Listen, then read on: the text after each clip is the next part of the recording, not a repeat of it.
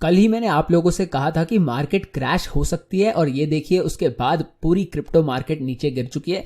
मैं आपको mainly Ethereum के बारे में बता रहा था और ये देखिए किस तरह से इसका प्राइस एक झटके में नीचे गिर गया। और ज्यादातर क्रिप्टो मार्केट में ऐसा ही होता है, जब प्राइस क्रैश करता है तो वो बहुत तेजी से 10-20% वैल्यू खो देता है। और ऐसा डंप जो हमें कल देखने मिला था, इतना तेज और इतना बड़ा डंप तो मैंने इस मार्केट में काफी समय से नहीं देखा। और यहां पर इथेरियम ने 3 मिनट में कुछ $400 बिलियन खो दिए थे। मतलब 3-4 मिनट के अंदर इसकी मार्केट कैप $400 बिलियन से कम हो गई थी। तो आज की वीडियो में मैं आप लोगों को बताऊंगा कि मेरे हिसाब से इथेरियम अब कितना नीचे गिर सकता है, क्योंकि मुझे लगता है कि इसका प्राइस यहां से थोड़ा और डंप हो सकता है। और इसके अलावा मैं आप लोगों को यह भी बताऊंगा कि इस मार्केट की यहां से वापस ऊपर जाने के क्या चांसेस है और ऐसा किस तरीके से हो सकता है। और अगर आप लोगों ने मेरी पिछली वीडियो मिस कर दी थी, जो मैंने बिल्कुल इसी टॉपिक पर बनाई थी, कल सुबह अपलोड हुई थी वो वीडियो, तो अगर आपने वो वीडियो मिस कर दिया था तो आपको इस ड्रॉप के बारे में शायद नहीं पता होगा। तो अब अगर अगली बार से आप मेरी वीडियोस नहीं मिस करना चाहते हैं तो इस चैनल को सब्सक्राइब कर दीजिए। और चलिए बात करते हैं अब इस डंप के बारे में। तो चलिए अब इस चार्ट पर आ जाते हैं। हमें ये तो पता ही है कि इथेरियम के पास यहाँ $3300 पर सपोर्ट था और यही एक मेन सपोर्ट एरिया था जो मैं आप लोगों को कल की वीडियो में बता रहा था। और बिल्कुल वहीं पर इथेरियम को थोड़ा सा बाउंस मिला है और अब इसका प्राइस वापस $3500 के ऊपर जा चुका है। अब इथेरियम के लिए अच्छी न्यूज एक ये है कि इसके सामने इस रेंज में कोई भी रेजिस्टेंस नहीं है। यहाँ $3500 से लेकर $4000 के बीच में इसके सामने मेरे हिसाब से कोई रेजिस्टेंस नहीं है और इसलिए शायद ये काफी आसानी से वापस $4000 पर पहुंच सकता है, क्योंकि इसने ऑलरेडी नीचे वाले रेजिस्टेंस एरियाज को फिर से क्लियर कर दिया है। पर यहाँ पर एक दिक्कत की बात यह है कि जब इथेरियम का प्राइस नीचे गिर रहा था तब ये सपोर्ट लेवल इसके प्राइस को होल्ड नहीं कर पाया था और इसका प्राइस सीधा बिना रुके ही $3000 पर पहुंच गया था और ये एक बहुत ही बड़ा $1000 का ड्रॉप था।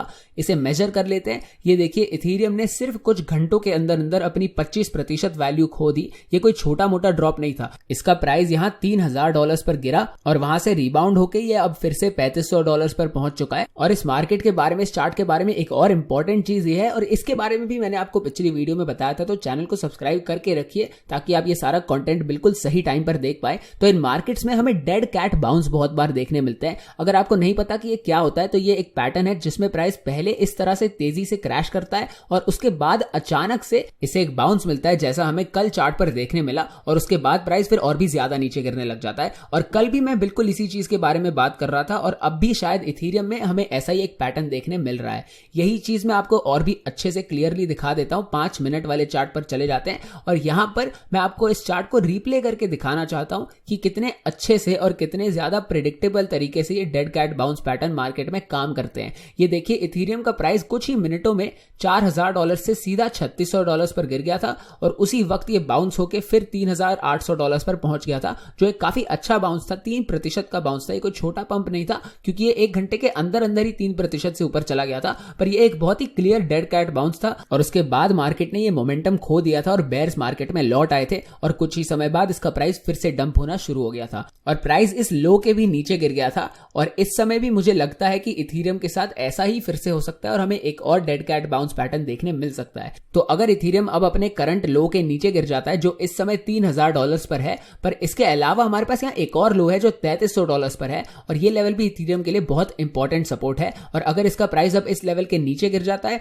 तो हमें एक बहुत ही बड़ा ड्रॉप देखने मिल सकता है, क्योंकि 3000 और $3300 के बीच में ये कोई छोटी मोटी रेंज नहीं है। यहां से ये 10% का ड्रॉप है, जो इस मार्केट के लिए बहुत ही खराब होगा और इसलिए इस चीज से भी मैं थोड़ा सा डरा हुआ हूं इस समय।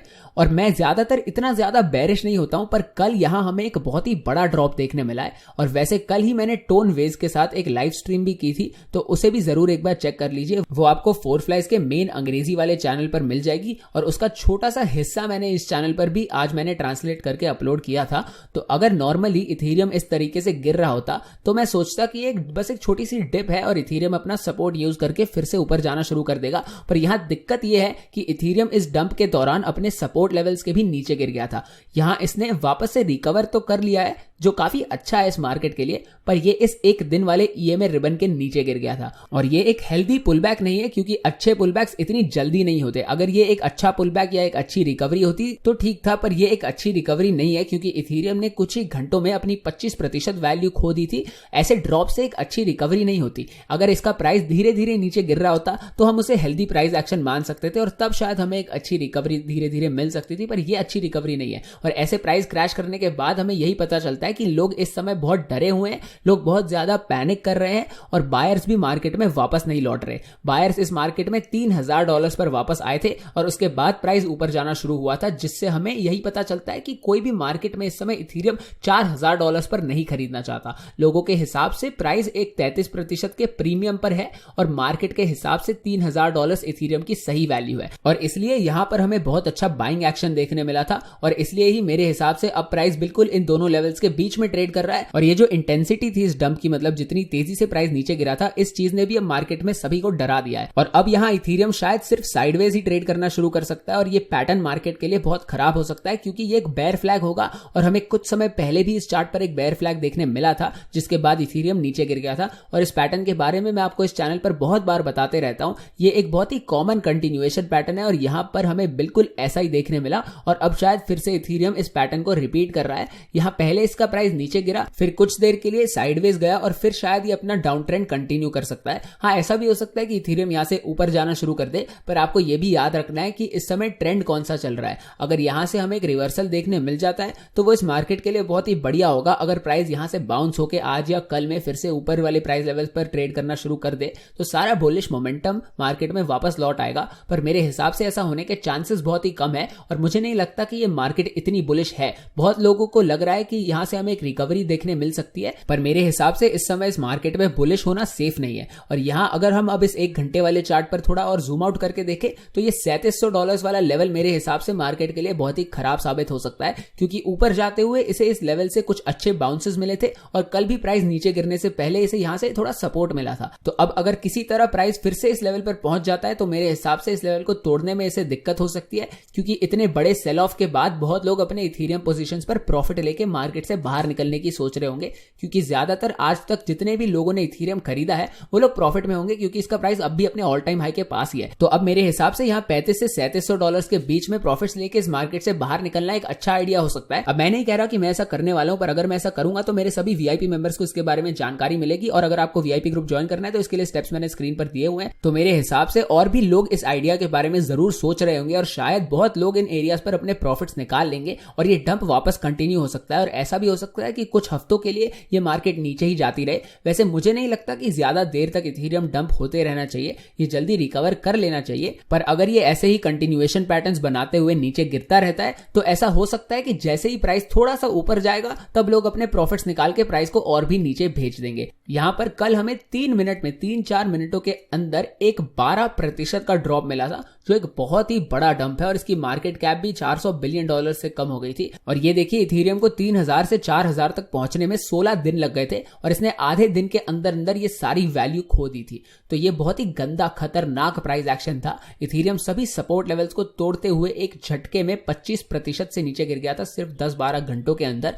मेरे हिसाब से इसे ये 3300 वाला सपोर्ट लेवल यूज तो करना ही चाहिए था और ये लेवल ज्यादा स्ट्रांग रहना चाहिए था मार्केट में और ये लेवल होल्ड करना चाहिए था और इथेरियम को यहां से थोड़ा बाउंस करके ऊपर जाना चाहिए था, पर ऐसा नहीं हुआ और प्राइस सीधा इस लेवल को तोड़ के एक झटके में इसके नीचे गिर गया था। अब यहां से रिकवर करना इथेरियम के लिए मुश्किल जरूर हो सकता है, पर एक अच्छी बात यह है कि इसके सामने इस पूरी रेंज में ज्यादा रेजिस्टेंस नहीं है। हाँ, यहाँ $3700 पर थोड़ी रेजिस्टेंस है जो इसे दिक्कत दे सकती है, पर ये इतना इंपॉर्टेंट लेवल नहीं है। और एक चीज जो बहुत ही अच्छी है इस चार्ट पर वो ये है कि हम अब भी $3300 के ऊपर ट्रेड कर रहे हैं। अगर इथेरियम इस समय इस लेवल के नीचे ट्रेड कर रहा होता तो मैं इस मार्केट के बारे में और भी ज्यादा बेरिश होता, पर हम अब इसके मेन रेजिस्टेंस एरिया के ऊपर निकल चुके हैं। तो यहां से इसके सामने एक और रेजिस्टेंस एरिया है, पर इस 3300 वाले लेवल के ऊपर निकलना बहुत ही जरूरी था और इसे देखकर मुझे कॉन्फिडेंस है, विश्वास आ गया है कि इथेरियम इस 3700 वाले डॉलर को भी शायद आसानी से तोड़ देगा। और यह भी हमें पता ही है कि इसके ऑल टाइम हाई से पहले वैसे भी इथेरियम के सामने ज्यादा रेजिस्टेंस नहीं है और इसलिए मैं इस चैनल पर काफी समय से ये कह रहा हूं कि जैसे ही इथेरियम $3300 वाला लेवल तोड़ेगा उसके बाद ये बहुत ही तेजी से ऊपर जाना शुरू कर सकता है और हमें यहाँ पर वैसा ही देखने मिला है। और इसी वजह से मैं यहाँ इन लेवल्स पर इथीरियम खरीद रहा था। मैं वीआईपी मेंबर्स को भी बता रहा था कि मैं इन दोनों लेवल्स पर कुछ इथीरियम खरीद रहा हूँ और ये इतना अच्छा बाइंग लेवल था कि इतने बड़े ड्रॉप के बाद भी मैं एक अच्छे प्रॉफिट में बैठा हूँ। तो ये एक बहुत ही अच्छा एग्जाम्पल है अच्छी ट्रेडिंग और अच्छे रिस्क मैनेजमेंट का। मेरी ट्रेडिंग वैसे हाल फिलहाल में इतनी अच्छी नहीं जा रही। मुझे कार्डानो पर मैंने कुछ ट्रेड्स ली थी, 2-3 ट्रेड्स ली थी और उन ट्रेड्स पर मुझे कुछ नुकसान हुए, पर मेरी रिस्क मैनेजमेंट बहुत ही अच्छी रही है और मैंने इन ट्रेड्स पर बहुत ही कम पैसा खोया है, तो मुझे इनसे ज्यादा फर्क नहीं पड़ा। और इसलिए मैं कहता हूं कि रिस्क मैनेजमेंट सबसे ज्यादा इंपॉर्टेंट होता है ट्रेडिंग में। और वैसे मुझे इतना बड़ा नुकसान नहीं हुआ कार्डानो पर। मेरी स्टॉप लॉस बहुत ही ऊपर थी, यहाँ 2.85 के आसपास, जहां मैं ये सर्कल बना रहा हूं, इधर ये जो ब्लू सर्कल मैंने बनाया यहाँ पर ही मैंने अपनी पोजीशन एग्जिट कर दी थी। तो इस पूरे क्रैश से मुझे इतना कोई फर्क नहीं पड़ा। और इसी तरह से अच्छे से अपना रिस्क मैनेज करना बहुत ही जरूरी होता है ताकि आपको बड़े नुकसान ना सहने पड़े। और फोर फ्लाइज वीआईपी के अंदर आपको ये सब चीजें देखने मिलती है। ये देखिए, इस मेंबर ने ये मैसेज भेजा था। इन्होंने एक ट्रेड पर 106% का प्रॉफिट कमाया था और इस दूसरे मेंबर ने मार्च में $2500 के साथ ट्रेडिंग शुरू की थी और अब ये 25,000 में इस अमाउंट को बदल चुके हैं। मतलब इन्होंने 6 महीनों में अपने पैसे 10 गुना कर दिए। और इससे हमें यह भी पता चलता है कि वीआईपी ज्वाइन करने के लिए आपके पास करोड़ों रुपए होने की कोई जरूरत नहीं है। आप छोटे बैलेंसेस के साथ भी ट्रेड करके काफी बढ़िया प्रॉफिट्स कमा सकते हैं वीआईपी में रहने के बाद, अच्छे से ट्रेडिंग सीखने के बाद। और अगर आपको वीआईपी ज्वाइन करना है तो डिस्क्रिप्शन में दी गई पहली लिंक को दबाएं, फिर हमारे फ्री गोल्ड टेलीग्राम चैनल के किसी भी पोस्ट के नीचे दिए गए @4flies बटन को दबाएं और फिर दबाएं सेंड मैसेज वाले बटन को और हम आपको वीआईपी के बारे में सारी जानकारी दे देंगे। और अगर आपको क्रिप्टो ट्रेड करने के लिए कोई एक्सचेंज चाहिए तो बायबिट मेरे हिसाब से सबसे बढ़िया एक्सचेंज है और मैं यहीं पर क्रिप्टो ट्रेड करता हूं। यहाँ पर आपको बहुत सारे ऑल्ट कॉइन्स भी ट्रेड करने मिल जाएंगे और अगर आप मेरी लिंक को दबाकर यहाँ साइन अप करेंगे तो आपको कुछ बोनस भी मिलेगा, पर वो डिपेंड करेगा आपके डिपॉजिट अमाउंट पर। इंडिया में बायबिट का इस्तेमाल करते हुए आपको शायद एक वीपीएन का इस्तेमाल करना पड़ सकता है, तो इस पर भी एक बार ध्यान दीजिएगा। वीपीएन इस्तेमाल करना हमेशा सेफ ही रहता है। तो अब चार्ट पर वापस आ जाते हैं। यहाँ इथीरियम के सामने ज्यादा रेजिस्टेंस नहीं है, जो बहुत ही अच्छी बात है। और अगर सपोर्ट के बारे में बात करें तो इसके पास सपोर्ट भी है। एक बार इचिमोकू क्लाउड लगाकर देख लेते हैं। यहाँ एक दिन वाले इचिमोकू क्लाउड पर सपोर्ट बिल्कुल उसी लेवल पर है जहां से इसे कल बाउंस मिला था, पर हम इस सपोर्ट को सितंबर के एंड तक यूज नहीं कर सकते। और उसके अलावा यहाँ $3300 के नीचे वैसे ही इथीरियम के पास ज्यादा सपोर्ट नहीं है, तो 3300 वाला लेवल होल्ड करना बहुत जरूरी है। और अगर प्राइस उसके नीचे गिर जाता है तो अगला सपोर्ट होगा 3000 और उसके बाद अगर प्राइस उसके भी नीचे गिर जाता है तो मेरे हिसाब से इथीरियम का प्राइस फिर काफी हफ्तों या काफी महीनों के लिए भी इस डाउन ट्रेंड में रह सकता है। तो ऐसा ना ही हो तो अच्छा है। इस समय इथीरियम के पास एक मौका है यहां से रिकवरी करके ऊपर जाने का। और अगर अब हम $3300 के नीचे गिर जाते हैं तो ये मार्केट के लिए बहुत ही खराब होगा। और मैं इस मार्केट में अब इसी चीज पर अब नजर रख के बैठा हूं। देखते हैं अब इस मार्केट में आगे हमें क्या देखने मिलता है कुछ दिनों में। तो यही थी आज की इथीरियम की वीडियो। मेरी कल वाली वीडियो की टाइमिंग बिल्कुल सही थी और इस ड्रॉप के कुछ ही घंटों पहले मैंने आप लोगों को वार्निंग दे दी थी कि इस मार्केट में हमें एक बड़ा क्रैश देखने मिल सकता है और अगर आप उसके लिए प्रिपेयर्ड नहीं है, तैयार नहीं है, तो आप बहुत पैसे खो सकते हैं। होपफुली आप लोगों ने वो वीडियो देखी होगी और आप इस ड्रॉप से हैरान नहीं हुए होंगे। और आपने चैनल को सब्सक्राइब नहीं किया है तो कर दीजिए ताकि आप मेरी अगली वीडियोस मिस ना करें। जब प्राइस ऊपर जा रहा होता है तब सब लोगों को मजा आ रहा होता है, सब लोग पैसे कमा रहे होते हैं, पर मैं हमेशा आप लोगों को बताता हूं कि ऐसे तेजी से प्राइस का ऊपर जाना अच्छा नहीं होता है और प्राइस फिर नीचे भी तेजी से ही गिरता है। और इन चीजों के लिए, इन क्रैशेस के लिए तैयार रहने की वजह से ही मैं अपना कैपिटल, अपना पैसा बचा पाता हूं और इसलिए इतने बड़े ड्रॉप से मुझे इतना ज्यादा फर्क नहीं पड़ता जितना बाकी लोगों को पड़ता है। तो अगर आपको भी ये सब देखना है कि अच्छी ट्रेडिंग कैसे की जाती है और रियलिस्टिक तरीके से एनालिसिस कैसे की जाती है और ये आपको अच्छी एनालिसिस देखनी है, और मतलब काफी लोग इस मार्केट में जुआ समझ के अपने पैसे फेंकते रहते हैं। अगर आपको सीखना है कि इसकी जगह अच्छे से समझ कर ट्रेडिंग कैसे करते हैं तो ये चैनल आपके लिए ही है। और अगर आपको वीआईपी ज्वाइन करना है और देखना है कि मैं किस तरीके से ट्रेड करता हूं, आपको मेरी सभी ट्रेड्स की एंट्री, एग्जिट और प्रॉफिट लेवल सब देखना है, तो आप वीआईपी ज्वाइन कर सकते हैं। इसके लिए स्टेप्स मैंने स्क्रीन पर दिए हुए हैं। तो मैं उम्मीद करता हूं आपको ये वीडियो पसंद आई होगी। वीडियो को लाइक कर दीजिए, चैनल को सब्सक्राइब भी कर दीजिए और मिलते हैं अगली वीडियो में।